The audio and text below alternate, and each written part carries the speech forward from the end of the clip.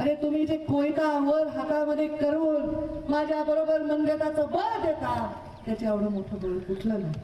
आणि त्यामुळे ही लढाई मी सांगितलं याचा एक पडाव झाला. याच्या पुढे आपल्याला मोठे मोठे पडाव गाठायचे आणि हे करत असताना हृदयातून तर करायचंच आहे पण बुद्धीने सुद्धा आपल्याला काम करायचंय. उगाच धिंगाणा करायचा आहे. आपला धिंगाणा पण आपली शक्ती असते पण इथून डोक्याने विचार करायचा आहे आपल्याला काय करायचंय काय नाही करायचं. आपल्या नेत्याला आपल्या कोणत्या वागण्याने अभिमान वाटला पाहिजे. आपल्या नेत्याची प्रतिष्ठा वाढते. आपण काय केल्याने प्रतिष्ठा होते त्याचा आपल्याला 1 वर्ष 1.5 वर्ष जर भान ठेवलं तर जन्मात कोणी आपल्या वाटेला जाऊ शकणार नाही. आता ह्याच्यात येणारे काही मत त्याचा अर्थ घेतील.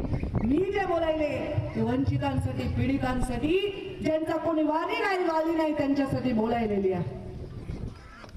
ओएसिस फर्टिलिटीच्या तज्ज्ञांनी IVF उपचार पद्धतीद्वारे 1 लाखांहून अधिक जोडप्यांना मातृत्व प्राप्तीचा आनंद दिला आहे.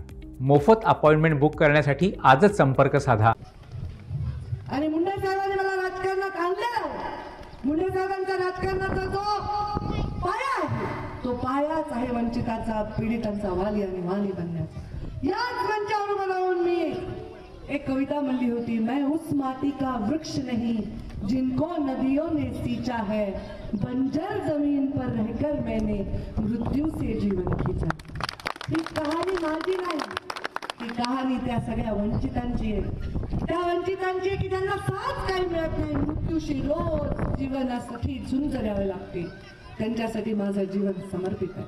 याच मंचावर तुम्ही मला माझ्यावर धाड पडली कुलूप लागला कारखान्याला म्हणून चेक गोळा करून दिले जे मी स्वीकारलेच नाही. पण त्या प्रत्येक त्या रकमेमध्ये तुमचं माझ्यावर कर्ज झालेलं आहे. ते कर्ज आयुष्याच्या शेवटच्या श्वासापर्यंत मी चुकवणार आहे हे वचन माझ्या पाठीमागे माझं सर्वस्व माझ्या बाबांचं सर्वस्व भगवान बाबा आहेत त्यांच्या साक्षीमध्ये तुम्हाला देते. पण मलाही तुमच्याकडून काहीतरी वचन पाहिजे.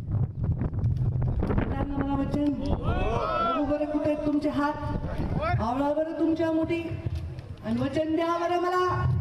एकजुटीचं मला वचन द्या. आता काही झालं तरी आपण सगळ्यांनी एकजुटीने येणाऱ्या प्रत्येक युद्धाला सामोरं जायचंय. आपसातले भांडणं बांधावरचे भांडणं पदाचे भांडणं अहंकाराचे भांडणं सगळे आज भगवान बाबाच्या चरणी प्रत्येकाने फुलांबरोबर अर्पण करा आणि 1 वर्ष तुमच्या लेकीला द्या. तुमच्या जीवनामध्ये तुम्हाला मान खाली घालायला लागणार नाही हे वचन मला तुमच्याकडून पाहिजे. देणार ना? 1 वर्ष देणार ना मला?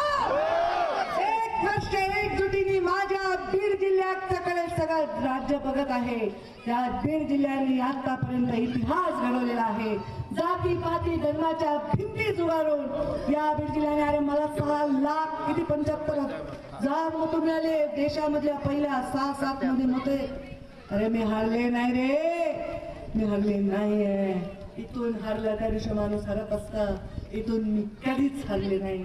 तुम्ही माझ्या डोक्यावर मुकुटच मनीत ठेवलेला आहे आणि त्यामुळे ही एकजूट ही शक्ती ही आपली अशीच ठेवा हे वचन मला या निमित्ताने द्या.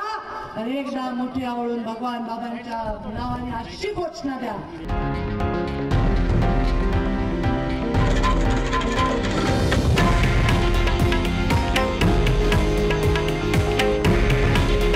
हे आहे देशातील नंबर 1 न्यूज नेटवर्क आणि आपण पाहत आहात TV9 मराठी. काळजी तुमची, हित महाराष्ट्राचं.